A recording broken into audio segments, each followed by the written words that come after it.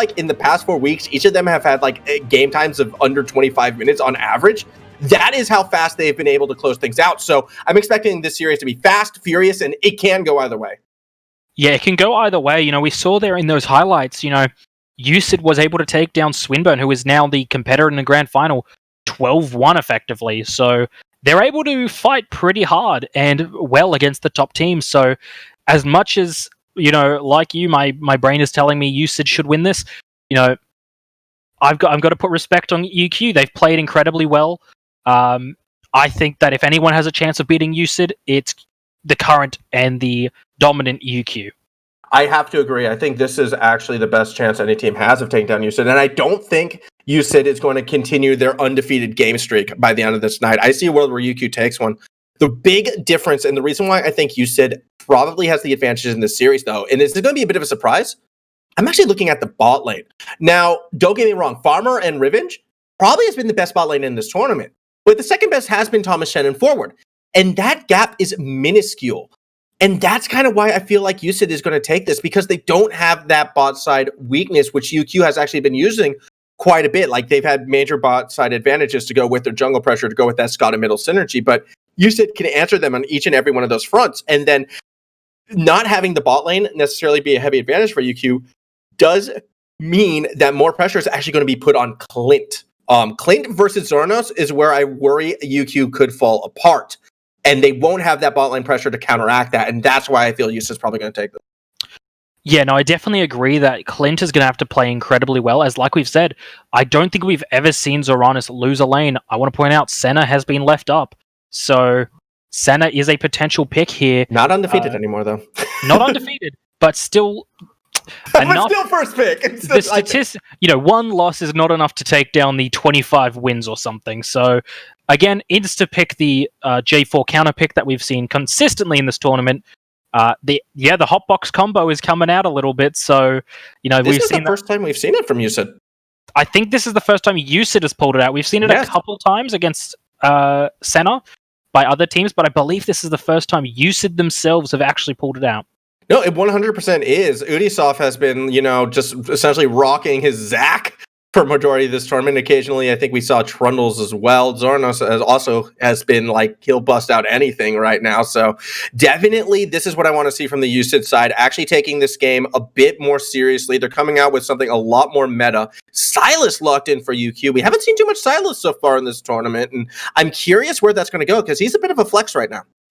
Yeah, in reality, they could play that Sylas top, middle, or jungle right now, because they were hovering. There's the Ricky special, the top lane, I believe. That should be a top lane. So now we can assume that Sylas is going to be in that mid or jungle, probably the mid lane, if I'm being honest, as jungle Sylas isn't my favorite. But you never know. If anyone can play it, it's Scott. Yeah, I think Scott should be all right if he opts to go for that Sylas. It still could be a mid Sylas right now, so we're going to see Yuumi locked in potentially, or nope, we're going to see the Galio instead. That's actually a really good answer for the likes of Sylas, should Sylas be going mid. Granted, it still can be flexed around, but I want to go back to this Maokai pick a bit, and I like this from UQ, because I think UQ is aware Zarnos, he doesn't lose lane. Let's not challenge that. Let's take a strong wheat side top laner, someone who should be able to play it safe, still be able to scale and get later into this game and then be more relevant. I'm curious how USYD is going to look to punish that pick, go for something hyper aggressive, or will they also kind of get something scaly? I can see things like actually a GP be pulled out potentially from USYD. I don't know. Zarnos, his champion pool is the largest so far in this tournament. We could see anything from him, and into a Maokai, he just has that complete free reign right now. Yeah, he can pick anyone. He can opt for another safe laner so that he doesn't even have to worry about potential, kill pressure from Clint. He can go maybe even someone, it's out there, but a Nasus or something, just straight dominate the game and not allow UQ to be able to get ahead of anything. Doesn't matter if you've got a strong team when you've got a fed Zoranis piloting a Nasus. So that's always an option for them.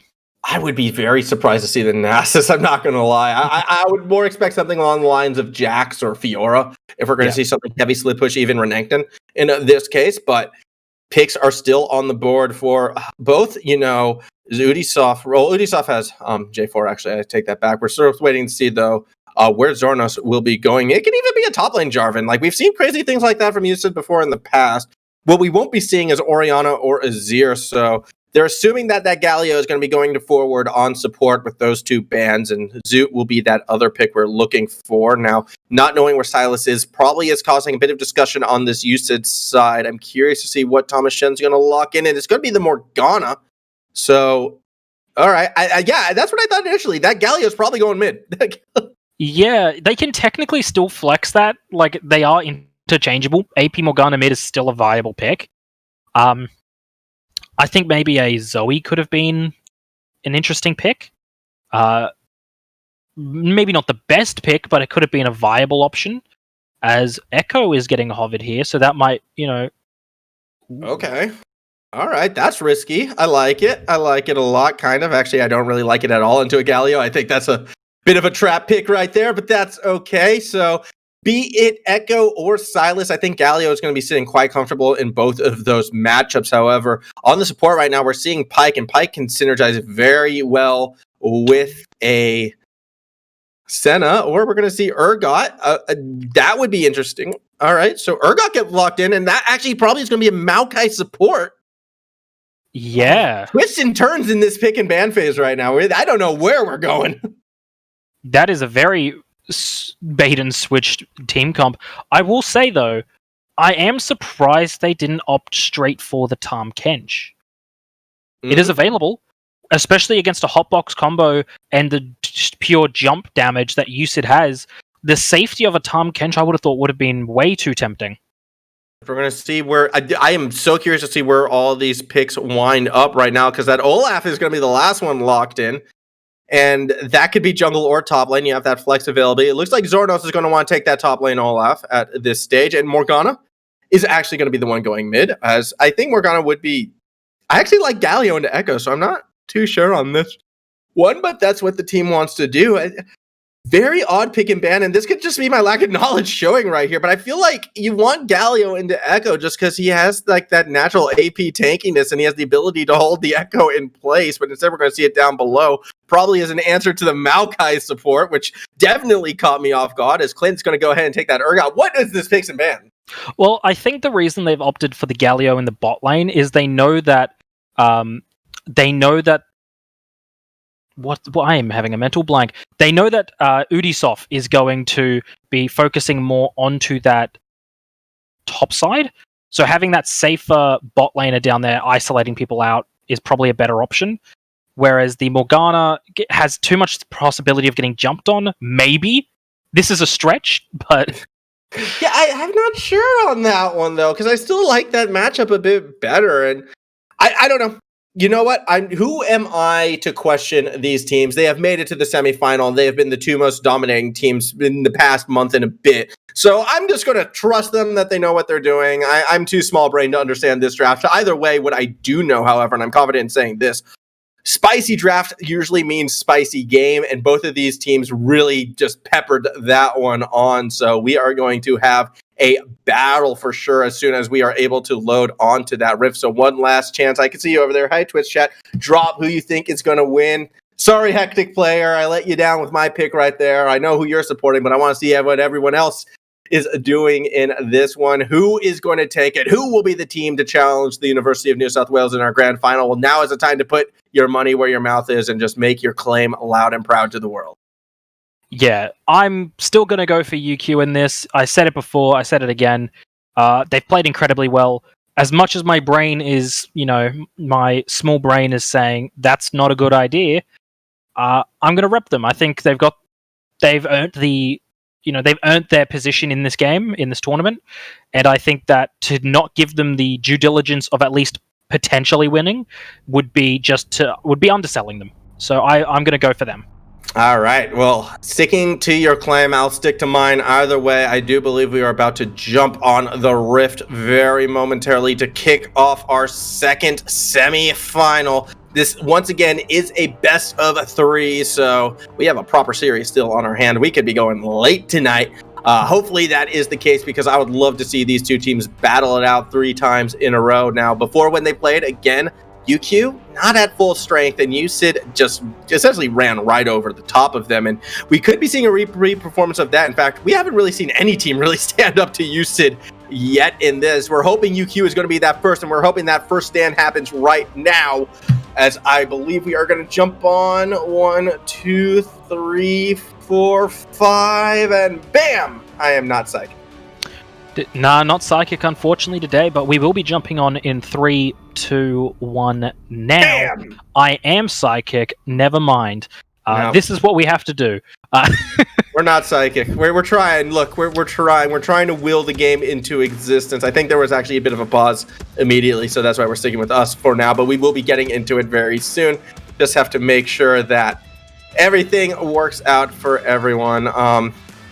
It's going to be a showdown for sure. Again, this was such an odd draft, and it's going to be so tough to pick which way it will go. I love the flexibility from both these teams' lineups right now. The ability to throw a Maokai bot, the ability to throw an Olaf top to just really keep you guessing where everyone is going to go. Sorry, I'm just having a little chuckle right now. I'm kind of watching our cameraman have fun on the Rift right now, just seeing how far he can zoom. I think, can we show this off? Can we show off how far we can zoom out? I kind of want to show off the amazing capabilities of everyone right now. It doesn't look like that's going to be the case. That's the same, but trust me, we can get a real bird's eye view. Look at that. Yeah, how would you like to watch League of Legends like that? How great would that be? That would be so hard to analyze. Nah, nonsense. It's easy. You see that little blue bar right there? Well, he pushed a little too far, and now all those little red bars are just going to collapse on him and just take him down. I'd feel like we're playing StarCraft. What's wrong with StarCraft? Good Nothing. game. It is a great game. But speaking of StarCraft, that's all we needed to manifest destiny to get into this game. Yeah, we are on the Rift finally. That's all good because we were clearly starting to panic right there. But onto the Rift we go. No groups of 5 this time around, as everyone's content to just set up that line of scrimmage along the river. No invades, no cheeky plays just yet. Yeah, I will say something about both teams. I like the uniqueness of it. They've both picked team comps that are out there, that are bizarre in some way, but I like what they've gone for. I think that they're strong comps, but they're very... I wouldn't say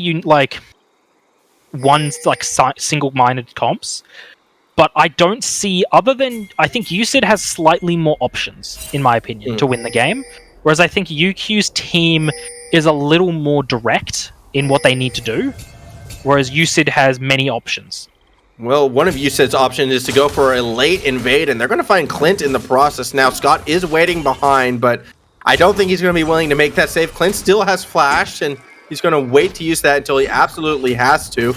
Good little bait to try and scare him off, but that will result in a buff actually going over to the side of USYD, one would think, especially with Zoot starting to roam up. But Scott still waiting around at the Wolves as he's going to step forward to challenge. He's going to have to do so soon because the buff will be taken by Udisoft.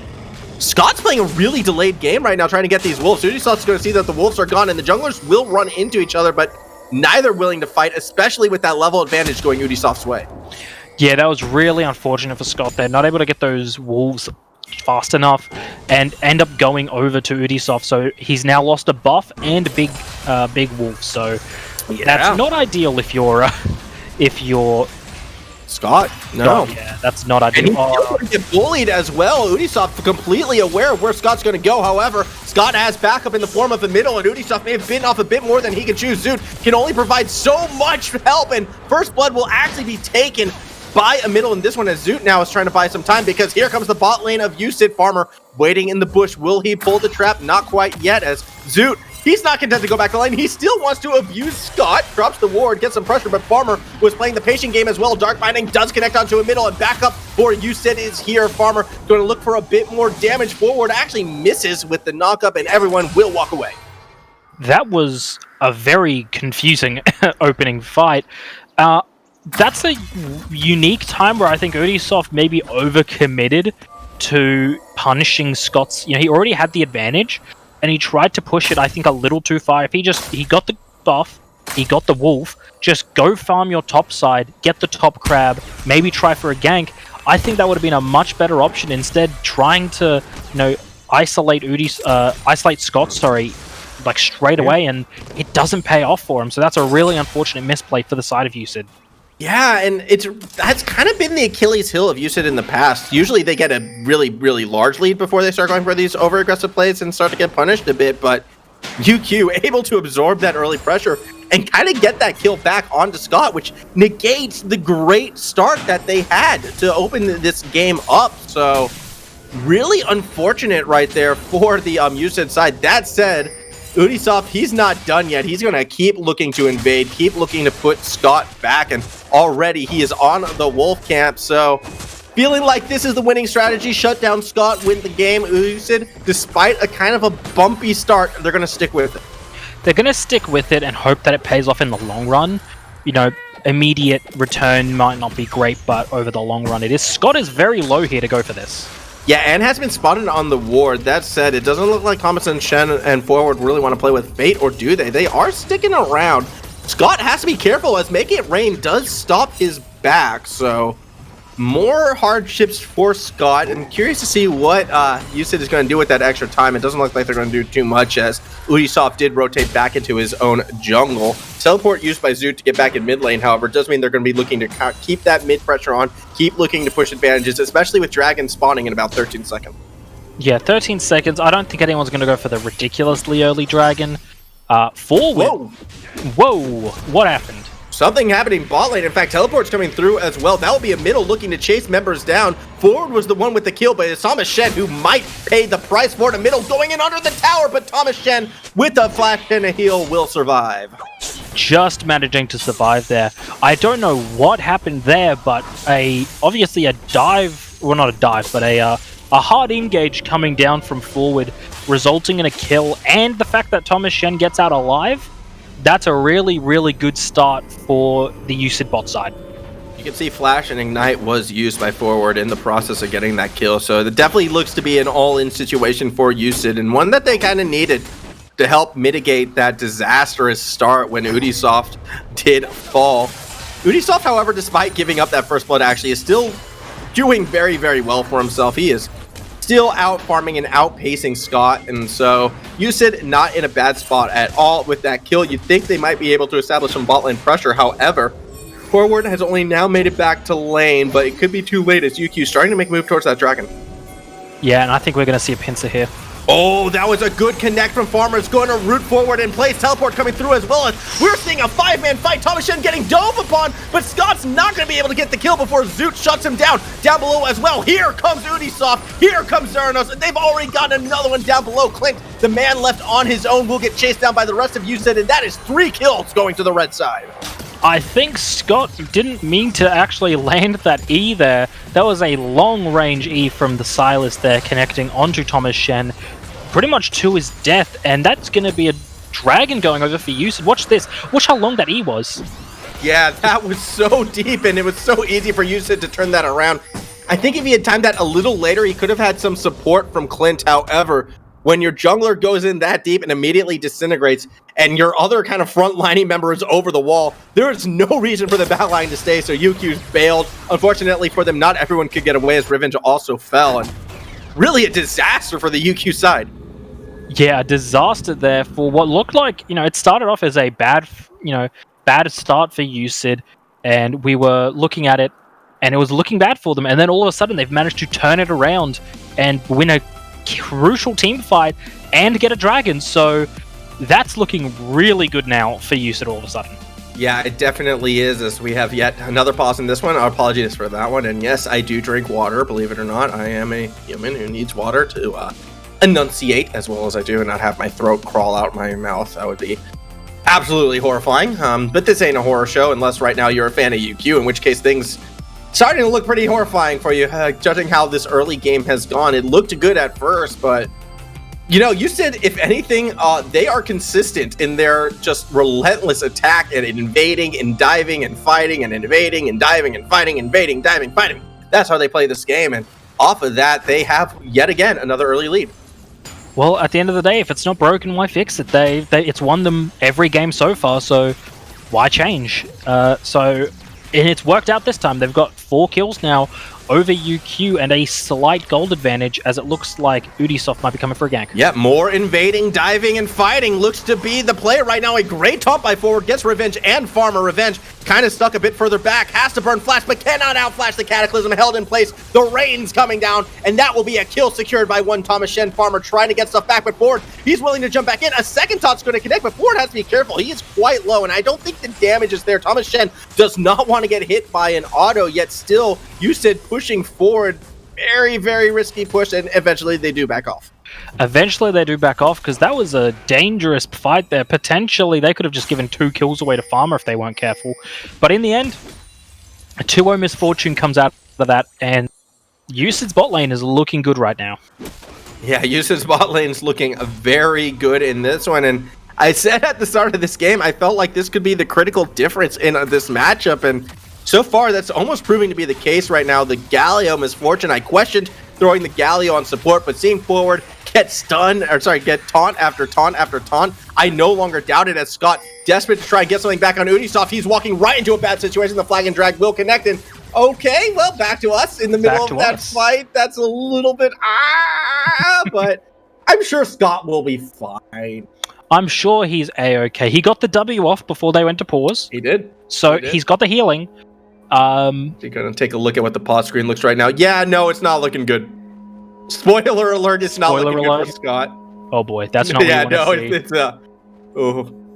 It's seems, Ubisoft came into this game with the idea of punish Scott until he is irrelevant. Mm-hmm. And it didn't work the first time round, but it's starting to work. And it's weird, because we've seen Scott usually take that approach, where he's shut down junglers from minute 1 and not giving them a chance. So it's a unique it's a unique game where we're actually seeing the opposite being done, where he's the one being choked out. Yeah, I mean, but it's not like Scott isn't trying to get things back. Like right before we saw that pause, you saw he was still willing to invade, still willing to try and get that ground back. Unfortunately for him, though, Ubisoft just happened to walk right by, and Ubisoft wasn't expecting him there by that delayed reaction on the flag and drag. Like, caught a bit off guard. Like, oh, hello, Scott. Oh, you're quite low. I'm gonna go for this, and I'm also a level up. I don't have Cataclysm available, but that's okay, as we're gonna cut right back into this, and it looks like Scott escaped. He used Flash to get out of that, so there you go. Still a bit on the run. Thomas Shen and Forward were also around, and that's kind of why I felt like he would get chased down. He still might. Blasting Code is in Ubisoft's favor, but he's not going to opt for it. Instead, going to look for that flag and drag, or nope, going to go ahead and steal away some more wolves. Forward as well, pushing forward, and this is that USYD strategy. Invade, fight, dive, whatever I said before. It sounded good. I've already forgotten it, but that's how USYD plays this game. Yeah, and I think that that might have been a little tactical pause there from Scott to get a game plan going. Oh, I'm joking. Overall, I'm surprised he did actually manage to get out there. That's really fortunate for Scott, able to get out with his life. I had to blow Flash, yes, but a Flash is better than your life, especially as a jungler, where you need to get as much efficiency out of each life as you can. Yeah. So we're going to see top lane here just poking down Clint for the foreseeable future until that dragon comes up. Ubisoft going to grab this Rift Herald, probably going to shove it top or mid, depending on what they want to do.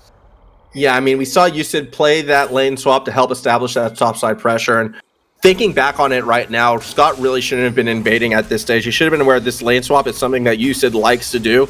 It's how they play this game. They just always pressure the side of the map where the objectives are, and again, doing just that.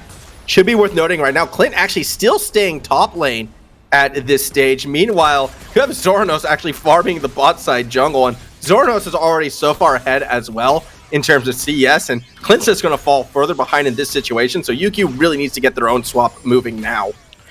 Yeah, they need to get Clint down into that bot lane and put Farmer and Revenge in the top lane. The problem they have is, though, if they do, they're probably just going to get dived. Well, they might still get dived right now, because here comes one Shelly looking to get some more plates, and stepping too far forward is one a middle. He has some help from across the map as Farmer looking to help turn this around. A double kill actually goes a middle's way as the tower dive was unsuccessful for USYD. That was a beautiful W coming out of a middle there to stun all 3 of them as the Herald went in, so they were not able to do anything there. A beautiful ulti as well coming out as, Scott going for the poke onto Zoot. Yeah, Zoot's got to be a little bit careful right there. Scott has sort of cracked that level 6 mark, so is always going to be a threat for these ganks moving forward. UQ, again, taking advantage of an over-aggressive play from USYD, starting to fight back a little bit. USYD, I like their aggressive playstyle, don't get me wrong, it makes for exciting games, but UQ is one of the few teams I feel in this tournament, with University of New South Wales being the other, that might punish these over-aggressive plays and these oversteps, and we've seen it a couple times already. Yeah, I think that was just more of a misplay from USYD in the fact that they knew they were up against a middle in that lane, so you have to expect the defensive W to come out, especially when you've got Chrono Break available. He's going to ulti, he's going to W, and the fact that they grouped up was just an unfortunate misplay there. Very good by UQ to actually capitalize on that, and we have the TP coming in for USYD. Yeah, we have the TP coming in. Farmer was looking at possibly a way into this fight. You also have a middle looking from above, but I don't really see them making that play unless the dragon resets. Okay, that just got things a little bit more interesting. Scott has arrived on the scene. He'll get some vision on the dragon. He's going to go for the steal, but it arrives too late. Fight still breaking out. However, the Heroic Entrance is about to land smack dab in the middle of the pit. You can see UQ trying to cut off the exits, but there's only 2 of them against the 4 members of USYD. Finally, a middle's coming from the backside, but already Revenge is down. Zoot has to go golden, does so on no health. He'll eventually pop that to middle, picking up that kill as well. So 2 kills going to a middle in this one, but Revenge has fallen. Sorry, only 1 kill at the moment. Scott still trying to back away. Farmer is the target. Where is that flag and drag? It's about to come up. There it is. It connects, but Farmer stays alive, and the tower's going to return the damage and actually take Ubisoft down. Another kill in this one, and it's 2 for 2 across the board. This is, I think, what we were talking about a little bit of overcommitting from USYD. I think that they didn't need to go for that kill onto Farmer, and the benefits that they would gain weren't that much in comparison, whereas they now lose their jungler for a while. So I think that they would have been much better just to leave the kill and maybe just force the lane in. Anything else than what happened? Yeah. I guess to play devil's advocate a bit right now, though, Thomas Shen is a very well-fed man right now. 5-0-3 has that 500 gold bounty. Already an Essence Reaver completed, and now as well as tier 2 boots. So he's looking pretty comfortable with where he's sitting. In return, though, a middle looking quite strong as well. But really, when you're looking at the gold difference right now, I feel of the big difference is actually coming from the bot lane with Zarnos on this Olaf. Hasn't really been too involved in a lot of these fights. He's been keeping pressure there for USYD, and while, yes, Clint was able to kind of get some pressure on that top tower during this fight, Zornos has had a larger impact on the map so far, and that's why USYD, I feel, has been able to hold this lead. Yeah, they've been able to barely hold it there. I think Ubisoft, this is like, it's a good game for him, but I don't think it's the best he's played, unfortunately for him, which is not what you want to have in your, semi-final game. You want to be playing your best. I think that it's a good counter pick. The J4 is very good into Senna, especially Starving Senna, with us, and even so, because they don't have the Tahm Kench, if you get the flash out of that Senna and you chuck her in the ulti, there is nothing she can do to get out.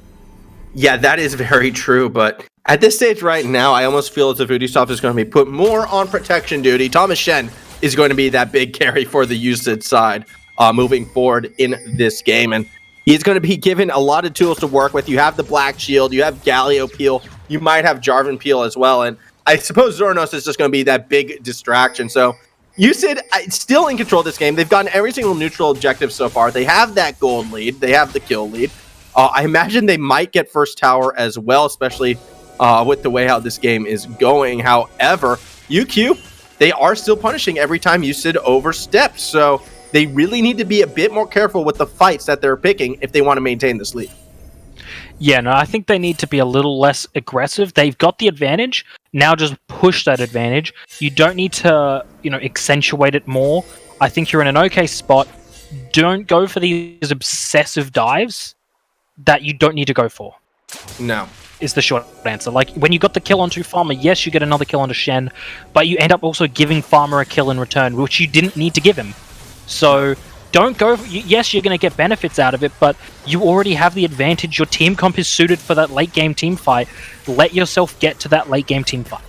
Well, they're going to keep getting neutral objectives on their way to that late game team fight, it appears, as Shelly being secured once again by this USYD side. However, we could see a steal attempt perhaps. It looked as if a middle was looking at it, but not going to commit this time around. a Scuttlebug as well. Just get all the bugs and crabs. They're all going USYD's side as Udisoft's going to keep on plugging along. It's amazing to see, though, his massive CS lead that he had earlier in this game has all but dissipated, and I was wrong. First tower is also going to go to the UQ side as Revenge is going to go ahead and take that for himself on the support Maokai with no support items and a Sunfire Cape. Yeah, it's an interesting situation to be in, as he does actually get hit with the binding before the tower drops, but the unstoppable E from Urgot is a joy, to say the least. Yeah, I mean, again, is it really a support Maokai? I guess it was a starving Sentinel lane, so he doesn't really need the support item, so might as well get another split push threat, actually. I kind of like what UQ has done right here, and that's one of the benefits of the starving Senna, in that you have so much more flexibility with who you put with the Senna in that bot lane, because Senna can buy the support item, can kind of go that ward route and still get that crazy lethality damage late. It gives you another tank, this time a Maokai. He's got the Sunfire Cape for that split push, a Bramble Vest as well to try and mitigate what this Thomas Shed is going to be doing. However, Shelly has just been dropped in the mid lane, and I'm curious how much effort UQ is going to put to defend this situation. Yeah, I think they can definitely kill Shelly before the tower is taken. What happens after that is I'm not sure, as they're going on to the dragon. Yeah, they're going on the dragon. You can see the teleport come through for Clint, but he's far, far down below. Udisoft was on the dragon. He's already low in middle, looking for this kill. The heroic entrance might buy some time, doesn't get the knockup, but down below, Scott went in a little bit too late as Bullet Time is wrecking havoc on that back line forward. Might be able to clean up these kills, gets a massive taunt as Revenge. Thinks about running away, but instead turns back towards forward. Thinks he has the kill on Thomas Shed, and they do get it. Farmer coming up huge in this fight. A middle, he's wrapped all the way around, gets back into forward space as Farmer helps pick up yet another kill for this Echo. He's looking at Zoot right now, has the blasting cone. Will he get there in time? Not quite, because a middle was able to wrap around the Dark Binding. Will connect, buy some time for Zoot, but he is out of mana, and a middle is looking quite high on that lower bar. Going to go in for the kill, but is rooted under the tower. Just enough for the kill to go back Zoot's way.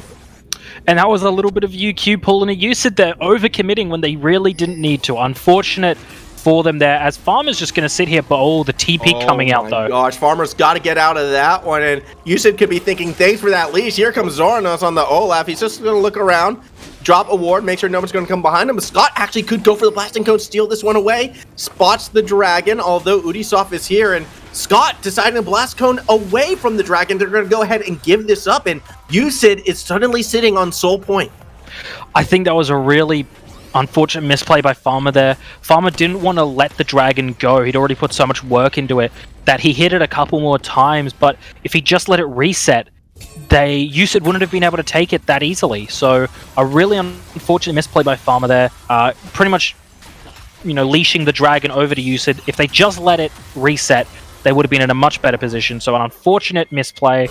And that was just that's not what you want to have, because now they're one dragon away from the Elder Drake, which is not where you want USYD to be, especially with an Infernal Drake. Yeah, exactly. That Infernal Soul would be massive for USYD in this one, considering how aggressive both these teams are playing. These team fights, each of them going on a knife's edge and usually punishing the team that greeds a little bit harder. So I'm waiting to see one of these teams try and calm things down or have their greed pull off, as Zoot in the middle going for yet another 1v1. A middle actually going to go ahead and drop the chrono break to get himself healthy again. Nice dodge of the Dark Binding. Zoot's forced to flash away. Yeah, forced to flash away there, unfortunately. A very good parallel convergence to jump out of, as we have a potential... They were looking for a dive, but the TP coming out to make sure Clint is A-OK and safe.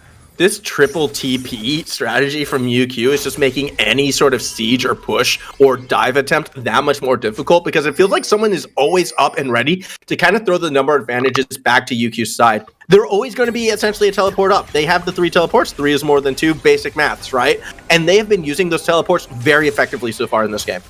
Yeah, they've used them incredibly well to get in fights, out of fights. They've been playing very well. USYD still has that advantage, and as much as I hate to say it, I think game 1 will probably, unless something changes in the next few moments, it's looking like the longer this drags on, the better position USYD is actually in.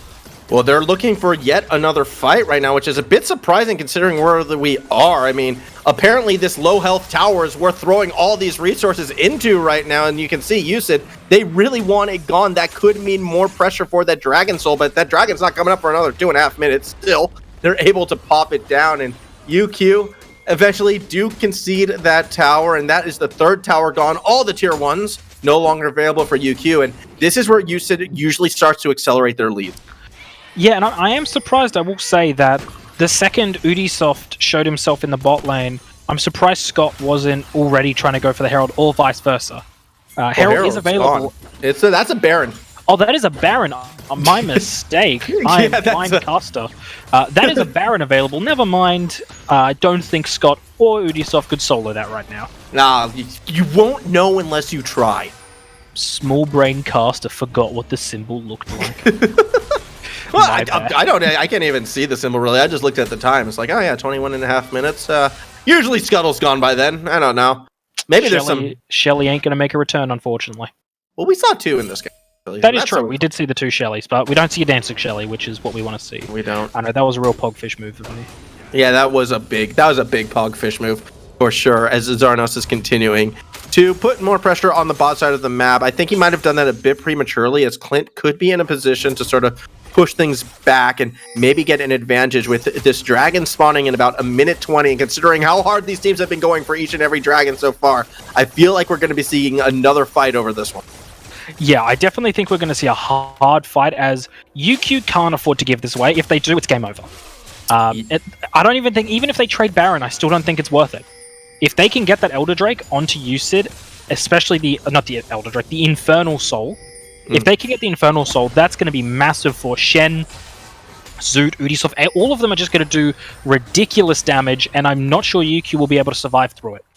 Yeah, but at the same time, I like how USYD is starting to kind of put some pressure more towards the Baron side of things as well, because for USYD, they'd be happy to trade a Baron for just one Infernal Drake. They'd still be sitting on Soul Point right now, and they could almost walk away with that Baron for free. That would be much more valuable for them than one Dragon would be for UQ. So USYD, they're really happy with either of these objectives right now, but it does look like we are going to be fighting for that Dragon Soul, because why not? Dragons are the most important thing on the Rift right now, is UQ trying to clear out some of that vision farmer, using that range. Actually connects with the binding. Are we going to see follow-up? Well, the cat is thrown into the bush, and it's just going to poke at Zoot. Morgana not really known for being a cat lady, so probably isn't too happy with that. The rest of USYD starting to roam down towards the Dragon Pit itself, and they're establishing themselves, but they kind of get UQ Clint separated away. Still a 5-man knuckle for USYD. It's interesting to see that in middle's not actually with the fight. He's trying to push that mid lane, as I've awkwardly frozen right now. I don't like this. I'm scared. I've also frozen. There we go. Oh, there's a pause. Not a pause. It's a tactical pause again. Oh my goodness. These are happening at the worst times. And okay, we got a replay. So we're going to look at some replays, I suppose. Yeah, we're going to get a replay here of Scott. Oh, this is live. This isn't a replay. Okay. Just been told that replay is alive. What happened at the dragon fight? USYD won. They have a Dragon Soul. All right. Okay. Okay. So it's a... Oh, okay. What? Interesting. Well, so, you know when we have Dragon Soul. We did it. Yay. Just gave a triple kill to Clint, and now he's back in this game. You know when someone like pitches you a storyboard and you're like, oh, I wonder, what the plot line's going to be, and then you obviously you flick through the script, but you get a lot of scripts, so you just skip to the end and you're like, that was not where I expected that to go. That's what happened here. I did not expect any of that to just happen. Yeah, Game of Thrones finale. Anyways, moving forward in this one, Dragon Soul secured by Sydney normally would be a great thing, but with that triple kill put onto Clint, Urgot is all of a sudden very relevant, has that death stance. One of the most improved items in the game, kind of does make Urgot semi-relevant again, so I like to see him being busted out. I'm sure that is the reason why we're seeing him, and now he's got some items under his belt. Maybe he can start to turn the tide back in favor of UQ. Yeah, I think that if they can get him scaling even further ahead now, he can just become an absolute monster to deal with, which might give them a chance to do something. Here we might have a replay. Yeah, we have the full replay of the fight. Excellent. Let's see what went down in this one. How did this all come to be? Teams squeezing off with each other. Clint looked like he was wrapping back around, but okay. I think Clint comes around from behind and just picks up stragglers as Scott tries to dive in. No one's focusing Dragon yet. That's surprising. The heroic entrance doesn't really connect with too many. Only Revenge in that one, as Ubisoft stuck on the Dragon while everyone else just got wrecked. Okay, cool. Good to know. Good to know where the priorities were. Yep, so Thomas Shen managed to pick up the kill before they just get run down. All right. We know what happened now. Mystery solved. Detective work done. Good job, producer man. As back onto the Rift we go. Bit of mid lane. How you doing? Just going to clear out those waves right now. I feel like this game has gone completely off the rails. I'm not going to lie. It went off the rails at like the 2-minute mark, and we haven't come close to coming back onto it. Yeah, but that's sort of telling of both of these teams is that, for example, the next team in the semi-finals who just won, they didn't win this. They were nowhere near as competitive as this. I don't remember. No. This is the most that USYD has actually been challenged all year. This is a very back and forth. It is a back and forth game, and this was kind of what we were expecting. Kind of. I mean, USYD playing aggressive. I thought they were going to play more reserved. They're not doing just that, but UQ has been rising to that aggression and slowing it down. But credit where credit is due to USYD. Despite some of these early plays not really going their way, they're continuing with their style, and they're continuing to push their advantages. With this Infernal Soul, team fights are going to be that much harder for UQ. We're still going to be looking at a 30-plus minute game, however, and that is very unusual for both these teams. Yeah, it's very uncharacteristic of these teams to do that. I do think that it probably would have been a better pick for USYD to try and take the Baron over the Dragon Soul. That was a very good ulti coming out of Farmer there, delaying all the backs, so now all of a sudden UQ actually has Baron control. Yeah, they're going to go straight for that Baron right there, catching USYD on their recall, sort of delaying that reset, and in a lot of ways stopping it, so USYD do not have that advantage right now. UQ might have an advantage in the ensuing fight. Zorno still looking for a way in, has the backup with Zoot, who actually connects with the Dark Binding, nearly takes Scott out, has to go golden to stay alive and try and eat some fruit.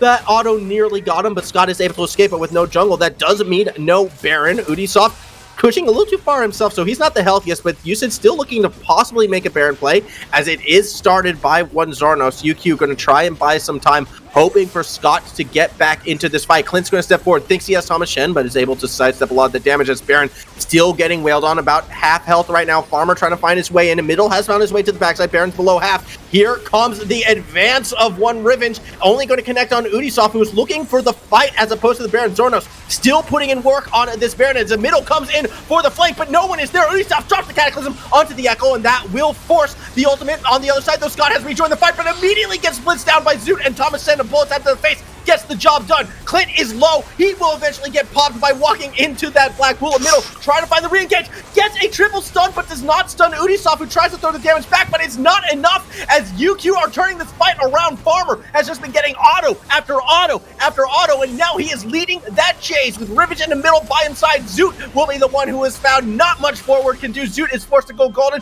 trying to delay the inevitable. Middle does not have health. He wants no part of this. A flash over the wall keeps Zoot alive momentarily. Farmer still looking for it, has to dodge the Stark Fighting, and he will sidestep back out of it. Zoot not out of trouble yet. Revenge on the hunt, trying to find this Morgana, sidesteps the Dark Binding himself, and the cat running it down. Zoot drops the Black Shield to stop the slow, and somehow Zoot escapes. A middle has saved UQ twice now in this game with 2 triple parallel convergences in key moments, and that is pretty much what saved them there. What was going to be a very, very bad fight for UQ suddenly turned into a winning fight, all because he was able to land a triple stun. That was a very, very impressive W. Yeah, that parallel convergence saved UQ's bacon this time around. A middle, he has been rising more and more as that playmaker, and it's very interesting in this game because Scott, in a lot of senses, was neutered early, and a lot of times the middle was kind of accelerated by Scott. This time, not the case, yet he's still having that impact on this Echo, and that is a great thing to see if you are a fan of UQ, just everyone stepping up and raising to each other's level. Farmer as well, his positioning in that fight was near immaculate. He got so much damage down, and USYD at this stage, they're starting to see that lead slip from their grasp in this one, as they've been losing a lot of these skirmishes. Yeah, a lot of these skirmishes haven't been going their way, but the only positive we can see is that without a middle there, they would have won very hard. So if they can maybe deny a middle those grouped up ultis and stuns, oh no. Clint got hit with the flag and drag, but was able to jump away. Now Udisoft actually getting a fair bit of pressure onto him. Oh no! They couldn't sidestep away from the root, and that means it's a disjointed push forward from USYD, but they still think they might have Revenge. That Maokai is quite tanky. Farmer down below actually has no support right now. USYD might be looking to turn right back onto him, but another connection with that root does mean Scott will go in, but he's forced to go golden as USYD again look for the re-engage. Scott has already fallen in the middle. On the flank, doesn't get as many people with the parallel convergence this time around, and UQ might have to back away, but they do not want to give this Elder Soul up. Farmer still doing what he can, still trying to self-zone, self-peel for himself, but Zornos starting to walk towards him. That will push Farmer out of the fight. Up above, Clint trying to find his own way into stopping USYD, who are hesitant to push towards this Elder Dragon, at least momentarily. Parallel convergence not going to find anyone, as once again USYD looking to step towards that Dragon. You can see 4 members there because Zornos has gone to the bot side and is looking to get some bot lane pressure throughout it all. USYD not really feeling this Elder Dragon just yet. They're going to back, they're going to reset. Will UQ push forward? The answer is no. I can't see them being able to push forward here without the threat of just getting jumped on. Farmer was able to just poke them out completely there, which is really good to see. There was nothing they could do to push onto him. He had the Banshee's Veil up, the Edge of Night available, so there was not much they could do, as now USYD are just going to make their way back towards there, as we're going to go for another fight. Yeah, might as well. I mean, the Elder Dragon is so important for both of these teams. It could be the deciding factor in this game. Zornos is going to step forward and try and clear out these wards, and is successful in doing so. But the rest of USYD is more concerned about this mid lane right now, because that is where both Clint and a middle are hiding. And a middle has been so deadly with these flanks. USYD does not want to be caught off guard yet again, as you can see in middle, he's desperately trying to get that blue buff, and then we'll be looking to rejoin this fight. And USYD not really quite sure where everyone is. It's actually not opting to rush this Elder Dragon down. Instead, they're all grouping back in the mid lane. Yeah, maybe trying to get some prio in the mid lane, so they can get a little more vision of packs or like where they're moving. It's a unique situation to be in, because both teams neither of them want to commit to a fight. Otherwise, they would have. Mm-hmm.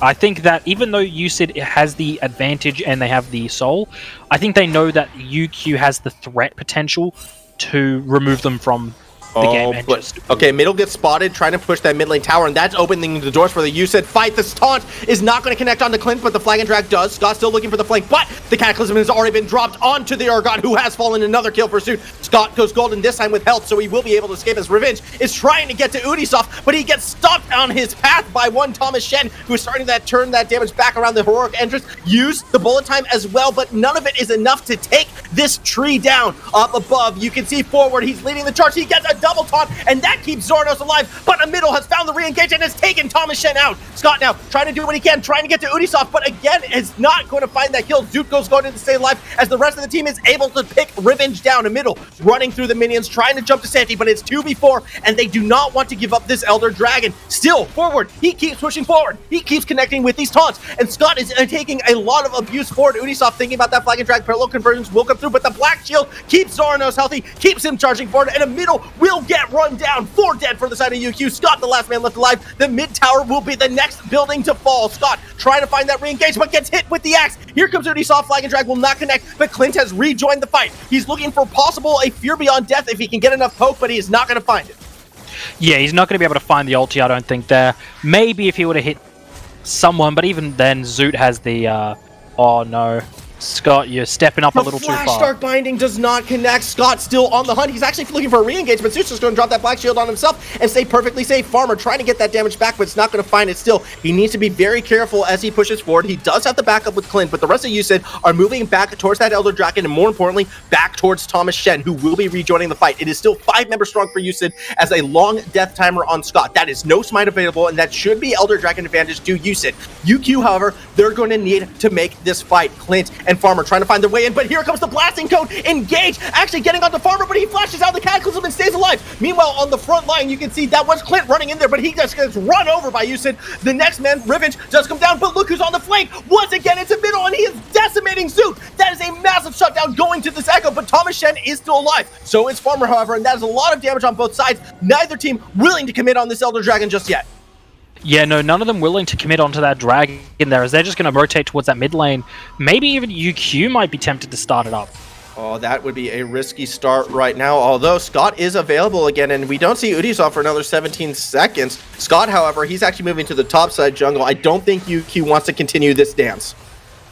No, and I think we've had, what, a 10-minute dance around this dragon? They've been trying to get these dragons, but no one has been able to get the advantage here. A lot of fighting, and yes, USYD has come out ahead in kills and in gold, but overall the pressure that UQ is putting on has denied them for so long. Yeah, it's just been so much pressure coming from this UQ side right now, and just not letting USYD really establish any fight that they want. Everything has just been so scrappy, so disjointed, and that's where champions really like Morgana and like Echo shine in these sort of skirmishy plays.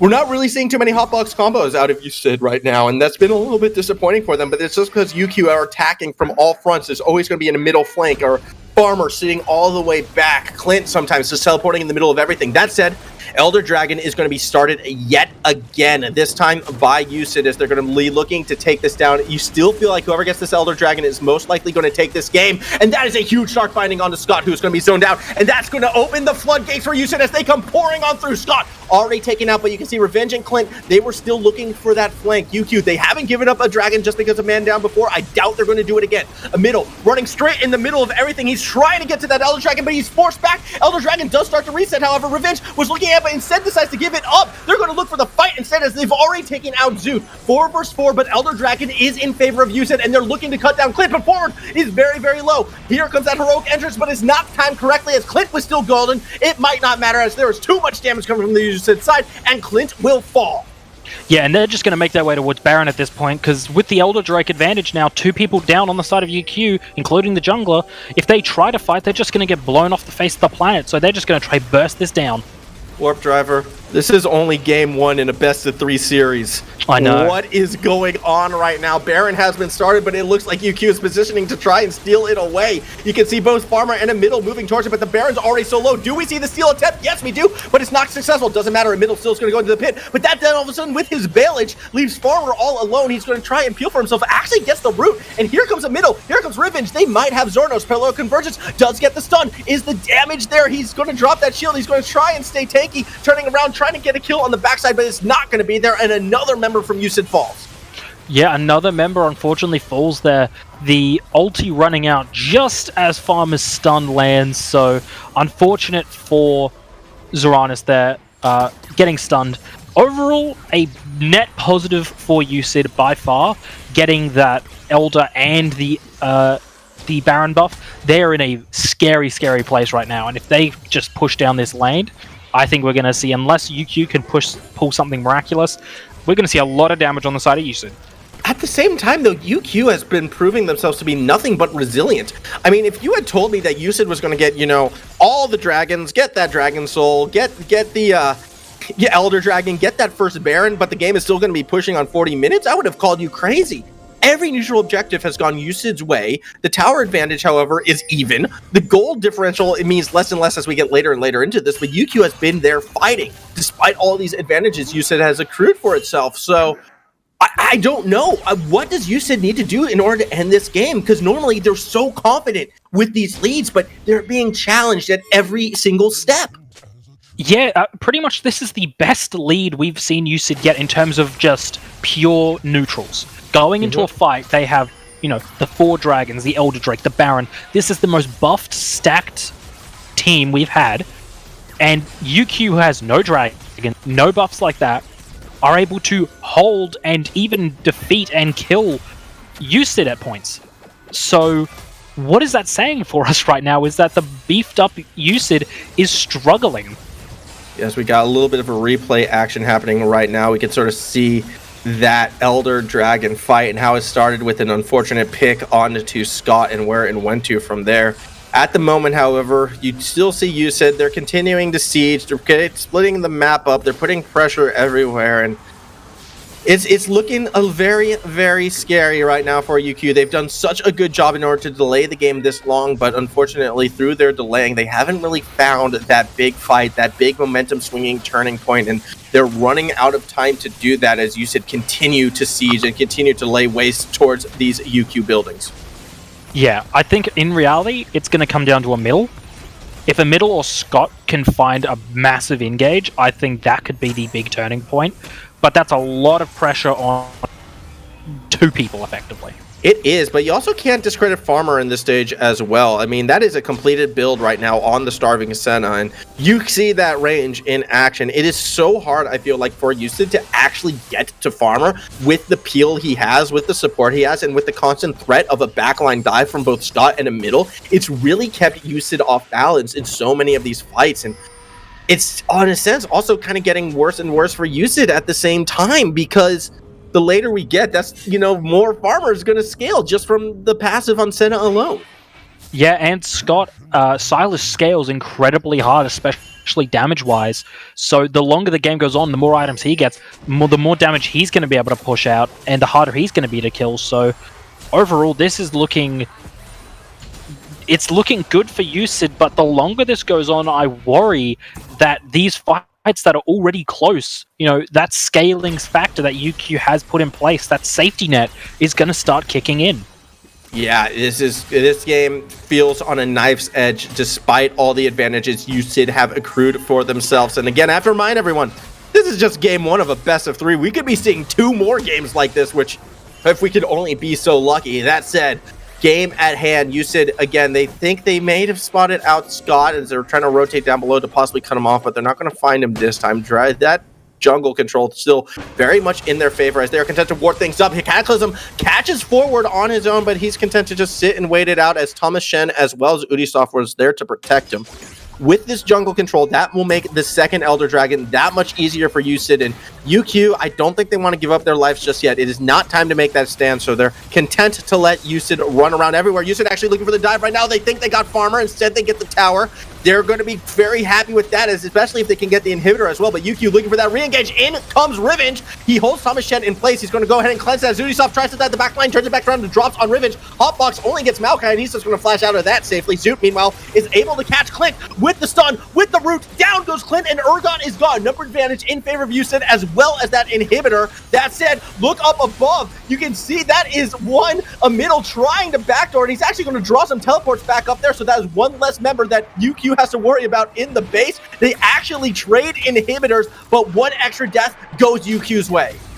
That was a really smart move by a middle there, just pushing that lane advantage and managing to take what I thought was going to be just a game-ending scenario and turning it into a 1-for-1 trade for inhibitors, which was completely off the table.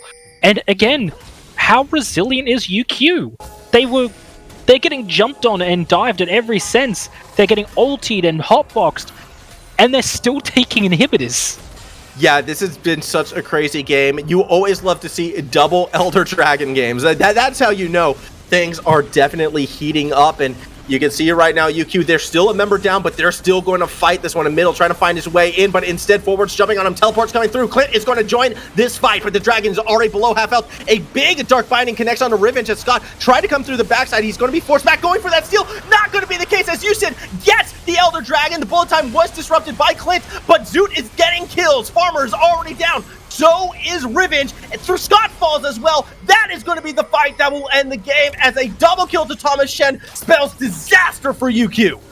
Yeah, I can't see this going much other ways. Their only hope is that a middle can TP top lane.